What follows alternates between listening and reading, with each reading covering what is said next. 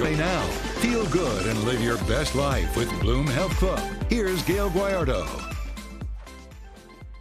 Hi, everyone. We certainly have come a long way when it comes to talking about and being more open about our mental health, but we have a long way to go. So today we are bringing in top Tampa mental health educator and the author of Jumpstart Your Happy, Natasha Pierre. Natasha, thanks for becoming an official member of the Bloom Health Club. Thank you so much for having me. Absolutely. And I know you have collaborated with digital reporter and producer for Bloom Tampa Bay, Brody Waddell, and he's going to be jumping in on the conversation. Hey, Brody. Hello. Hey there. Hey, thanks for coming up here. So I'm really excited to be talking to you because you and I have worked together for years now. And, you know, we've talked a lot about how the COVID-19 pandemic really opened up the conversation about mental health. It gave people more access to mental health care.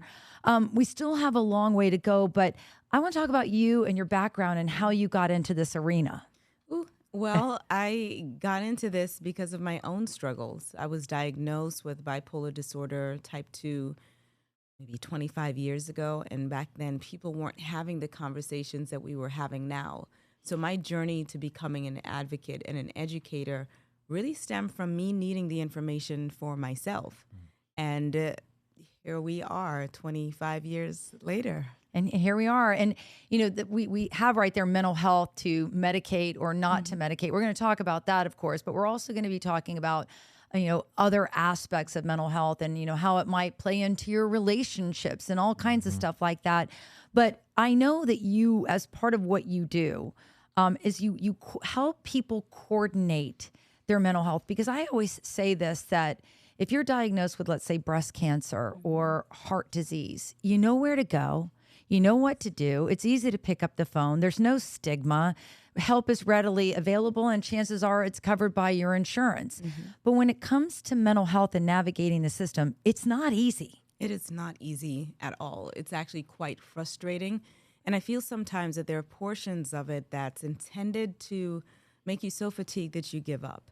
And that's not where we want people to be. So yeah, I help people walk through the process. What do you need next? Is it that you need an inpatient stay? Is it that you need medication, which was a big deal during the pandemic? There were many therapists, many psychiatrists that were going to cash pay only, not accepting insurance. And some of them weren't picking up the phone because they were so busy. So having a pharmacist make a doctor-to-doctor call, allow people to get medication. Sometimes that's what it is. Sometimes it's, I need an IEP for my child. I need an inpatient stay. I want to find a therapist that only works with veterans or has a veteran, you know, combat veteran experience. So it's helping people find all of the parts that will enable them to start their recovery. When it comes to medication, though, a lot of times I think just doctors are doing the best that they can, but finding the right medication for the right diagnosis is not easy. It is not easy. It is, It's, it's trial and error. And sometimes people get fatigued with the symptoms that come with that trial and error.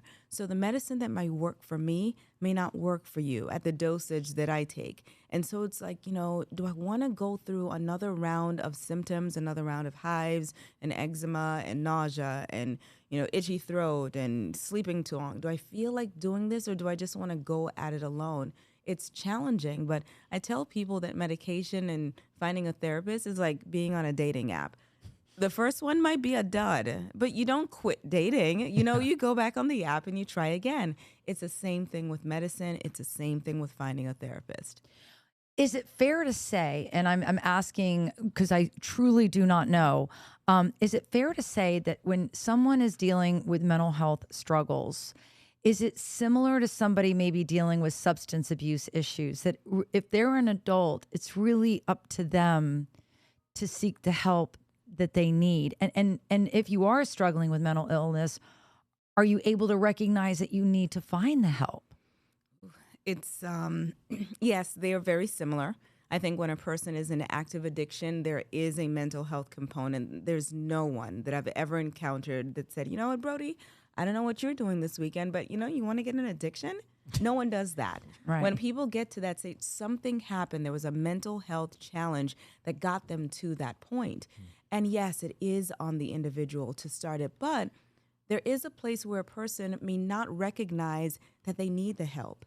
There is a place, there's a condition called anasagnosia, where they have no awareness that they need help. And in the case of bipolar disorder, because I've been through this, we feel good. We've been on the medication for 3 months. I start feeling good. I don't need this anymore, so I'm going to just stop. But we forget these are medicines. You can't go cold turkey on them without withdrawal symptoms. What are the withdrawal symptoms? For me, you swing for bipolar disorder, you swing to one or the other extreme, either severe depression or hypomania, irritability, insomnia. Sometimes it is physical symptoms where you are nauseous, sick to your stomach, unable to sleep. You may be overeating, undereating, severe mood swings. You feel that. You can't just stop a psych medicine. You can't just do it without working with your doctor. I know you worked with Brody Waddell on an article because many of us are in relationships with, we are related to people who are struggling with mental health issues. And that's another huge topic here because we want to help. We want to stand by someone through the thick and the thin of it. But sometimes that's not an easy journey. It's not. And as one person who lives with a diagnosis, I know that it's not easy. I have not always, the 25 years has not been easy on my family and friends. There are things that I don't remember. And some of that is due to medications that may have erased part of my memory, or at the time I was in a manic or hypomanic state and I don't remember what I said. So I know for my family and friends, it was hard. But now that I'm on the other side of recovery, I recognize that, what, I've got to communicate. I've got to give them the information that they need to support me. And for the loved ones, you've got to do some homework too to understand the diagnosis and really to understand how it impacts your loved one. When you said just now on the other side of recovery, how were you able to get to that point in life? I think there's a defining moment for most people. My defining moment was being in a psych hospital, and I was the only woman with 30 visibly symptomatic men. I think that just shocked my system and realized, okay, Natasha, you're about to put on an Oscar-worthy performance to get out of here because this is not where you belong. I was terrified. I remember June 5th, 2015. Wow. I remember it like yesterday, and I said, I will do whatever is necessary for me to never end up here. And that was the moment. And I left the hospital, thankfully, the next morning, and I became regimented. I had a schedule from 6 a.m. until I went to bed at 9 p.m. because I was determined never to be in that state. So the other side of recovery for me was having symptoms that are stabilized. I don't experience as many symptoms as I did in the past. I am able to be here having conversations with you. I'm sleeping better. I am not as symptomatic as I was in the past, and I'm glad to be here. We're glad to have you here because, again, I just want to reiterate that Natasha has joined us so many times. We've worked together. She's appeared on Bloom, which is our globally syndicated health and wellness show headquartered at WFLA in Tampa, Florida. Excited to be introducing her to, all of our listeners and viewers of the Bloom Health Club. Brody, talk to me a little bit about some of the questions that you've had for Natasha when you collaborated on your article together, because I know it touches close to home when you're trying to help somebody with mental illness. Yeah, it really, really does. And it was great to work with you on that. You even said, like, oh, this is a great topic. Yes. We need to talk about this more. It's just so fascinating to me because I feel like there's such like this, like I told you earlier, like even me and some of my buddies joke about it. Like, oh, we exclusively like mentally ill women. You have to be a little crazy. There's that crazy girl. And it's just like like there comes a certain point where it's like, first off, Would you say that most people probably struggle with some form of mental illness as opposed to most people, being at like what we would consider like more neurotypical baseline? I think everyone experiences mental health challenges. I don't think it has gotten to the point of an illness. And a mental health challenge could just be that you've experienced something that's been challenging to your emotional and psychological well-being, and we've all experienced that. If you haven't, congratulations. Yeah. Illness, I think that it's 1 in 4, 1 in 5. The statistics vary. And that's a lot of people. You count 5 people, one of those people likely have experienced some mental illness in their lives. So it's more prevalent than we think. And when we talk about, wanting a girl that's crazy or a guy, I want to date the crazy guy. Is it that you want someone that's crazy, or do you just want someone who's adventurous, who is spontaneous, who is feisty? Because there is a difference. Exactly. Dealing with someone who has a mental illness requires more out of you than just, hey, let's go bungee jumping tonight. Let's just, let's fly to New York and have dinner and fly back. That's spontaneous, that's adventurous, significantly different from having to be up at 3 a.m. because someone just had a panic attack. And you're holding them and reminding them that, okay, there's no danger. Significantly different. So let's say you're in a relationship with someone and the months and the years, and I know we've talked about this before on Bloom, but I want to share it with the Bloom Health Club folks. You've been in a relationship with somebody 7, 8 months down the line. You love this person. You're committed. And then it kind of surfaces. Maybe they weren't so forthcoming with you in the early phases of the relationship. Yeah. What do you do? You've got to be honest with yourself. If the person was not forthcoming in the beginning, you're going to have to really be honest about how much more you're willing to take. What is the breaking point, the deal breaker for you in that relationship? When you said, you love them, the first thing I thought was Tina Turner. What's love got to do with it? Love is not enough in a relationship. It's really not. If you're being verbally abused every day, if you're watching someone really throw their life away with substances or not taking their medication or going to counseling, that is going to take a toll on you. What is your end point? When is enough enough? And that's why I advocate for everyone. If you have a diagnosis, I don't care what it is, and you're dating, have that conversation within the first 3 dates. Maybe it's not first date conversation. Maybe I'm the only one that's going to do that. But 3 dates in, have the conversation. You know what? Listen, I take medicine. I wear glasses. I sleep with a stuffed animal. Whatever it is, say it right now so that we're not 6, 8 months in and you're letting me know that, oh, I dated someone who was crazy. Crazy for me used to be a trigger word. Yeah. A word that I hated because I heard it so much. Oh, I dated a girl that was crazy. I don't want to do that again. Well, goodbye. So now, in recent years, I've had that conversation very early. Let me know by date 3. Can you deal with this? Because I speak about mental health a lot every day. Can you handle it? And if you can't, it's okay. It doesn't mean there's something wrong with me. It just means that we're not compatible. When you say this to people, though, how do they respond?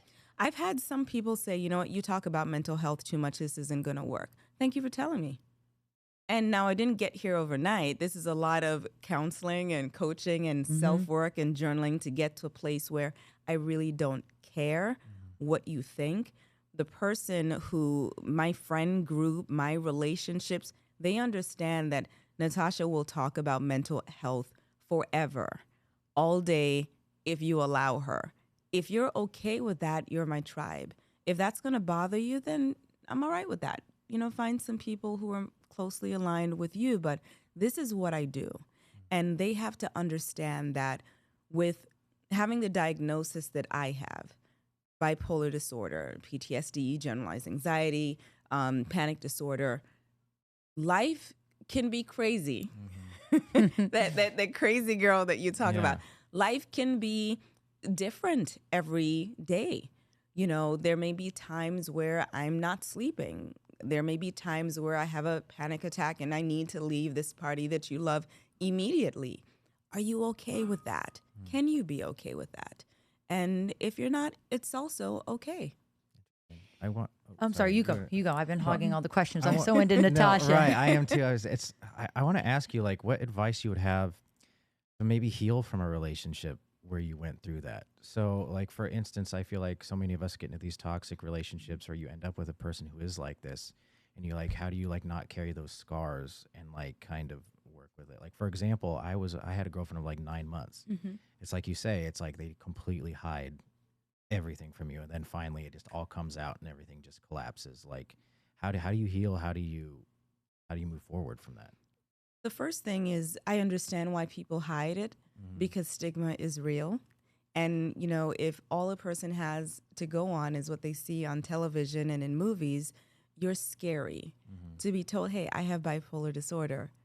Okay, all right, swipe left or whatever it is. That's not who I want. But if you've been in a relationship where you've experienced the ups and downs, the fluctuations, the mood changes, maybe there was physical, verbal abuse, you need to be in therapy. You need to process this out because that is a trauma. To love someone and to have that love not be reciprocated, to do everything that you can to love them and it still not work out, that's something you've got to process before you go into the next relationship. Because you can't continue dating in the back of your mind thinking, oh, I don't want to deal with another crazy girl. Because now you're perpetuating the stigma. And so it's better for you to understand that that person with that diagnosis was not ready to face it and to partner with me. That's a healthier way of moving forward. Every relationship with a person that has a mental illness diagnosis is not going to work just because they're not the person for you. Get someone else, you know, start dating again. It's okay. And there's no guilt. You know, you don't prove your love and your strength by how much abuse you can endure. So if you are being yelled at and screamed at and, you know, every day is a different person, your ability to remain in that situation doesn't mean that you're noble. There are no brownie points, no gold stars for people who remain in situations that break their soul. Does it have to be an all or nothing decision? I mean, let's say you've got children. Let's say this is your child that, you know, and you want to be there. Is there a way, or even earlier you described, you know, if I'm going to have a panic attack and need to go home immediately, can you set up some boundaries? Like, once I get you stabilized, I want to live my life too. I don't want it to, you know, to have an abrupt ending to the end of the night. You know, I want to be there for you. I want to be your parent. I want, you know, I'm talking about different case scenarios, but can you draw boundaries where you can have the best of both worlds? You can be there to support that person, but you can also give them the space that they need to get the help that they need. Because a lot of times if this person is an adult, you have absolutely no control of whether or not they take their meds or whether or not they seek professional help. Absolutely. Boundaries are essential, and you get to set the boundaries that work for you and are best for you. Support does not mean having a front row seat to your journey. So there are people who've opted out of my life. They love me, but they don't need a front row seat when I'm going through my challenges. They love me from a distance, and that can be friendships. I love you, I care about you, but you're going through something that's heavy for me based on what I have on my plate. And so if you need to talk, you really need to talk, reach out to me. But the daily dump of hearing everything that you're going through, I can't handle that. With parent-child relationships, even with regular relationships, marriages, sometimes it's like, okay, let's set some parameters. When you have missed your medicine 2 days in a row, what happens then? If you need to write it out and stick it on the refrigerator, do that. But together, create what the boundaries are. These are my deal breakers. I cannot deal when you have not taken your medicine after 3 days because this is what you do and this is how it makes me feel. So when I see that happening, I'm going to let you know, I'm going to remind you that you need to take your medicine. Or It could be, you know what, I can tell when you're using again, when you're drinking again. I can tell because this is a way that you treat me and it hurts me. And so I'm going to take a break and I'm going to go stay with my friend, my mom, my sister, my whomever. So you can recalibrate, I can recalibrate, and then when we're ready to have a healthy conversation, we can get back together. Communication. That's what it is. And also sometimes, and I've had this, people have asked me, well, how can I help? How can I support you? What can I do? I was too early in my journey to be able to articulate to someone what I couldn't articulate to myself. Here I am, the girl voted most likely to succeed in high school, and I can't even control my brain and my thoughts. I need a moment. I need to figure out what this means to me because I'm feeling very defective right now. And you constantly asking me how I can help is reminding me that I'm defective. So let me figure this out. And when I have articulation, I'll share it with you. I think that's good. I just to share my own personal journey. I'm not going to share who it is, but somebody I love very deeply that I'm very, very close to struggles with mental health and mental illness. And it's not a relationship. It's not my husband, but it's not a relationship that I can step away from. Mm-hmm. But I did go to therapy, and I think, if you're a parent or you love someone, you've always had an area of control over situations, when someone's a child, but you lose that control when folks enter adulthood. Mm-hmm. And I went to a therapist, and if you're listening and you can't see me, I'm holding my hands in prayer position, and I'm separating just like so very little. And the therapist asked me, Gail, can you let go just even that much? Just a little bit, because none of the trying to help and trying to put yourself in situations and to be there and to ride into the right horse, that never really helps. It never changes the outcome. Doesn't mean that you have to live in a place of hurt because you can't do anything. Because as a parent, you do. This is what you do. You spend your whole life standing like a bulletproof vest in front of your kids and trying to keep them from harm's way. So, it just finding even a fragment of separation can help a little bit, because you do feel helpless. And to your point, you don't want to be on the other end of that of like, look, I can't even figure it out. I don't need you up in my kitchen trying to ask me what's going on. Absolutely. For parents, for spouses, for adults that are taking care of their parents, are caregivers, of their parents that have dementia, Alzheimer's, or another mental health challenge, I tell them, get to therapy, because you have a lived experience too. There's one of the person that is living with the diagnosis, and there's a lived experience of the person that's loving the person with the diagnosis.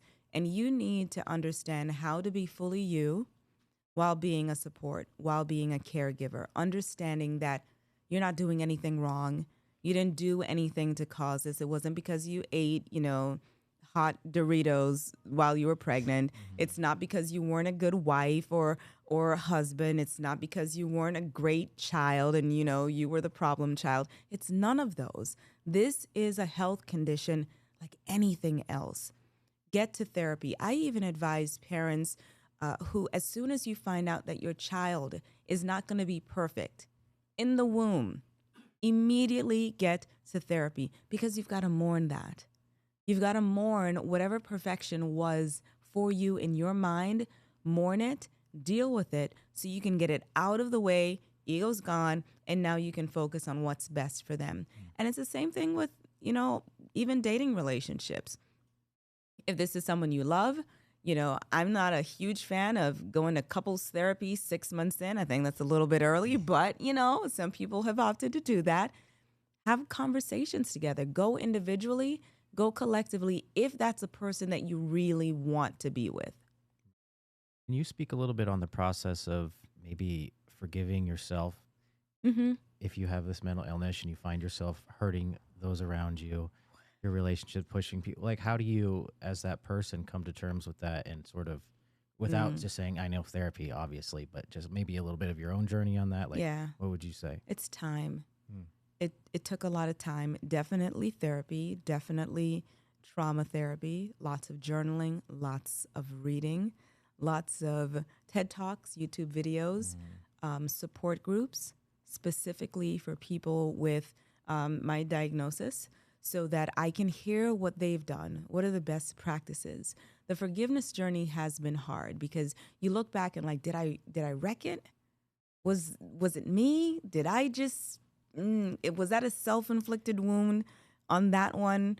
And I give myself grace, the same grace and compassion that I would give to someone else. I give it to myself. I'm like, Natasha, you didn't know better.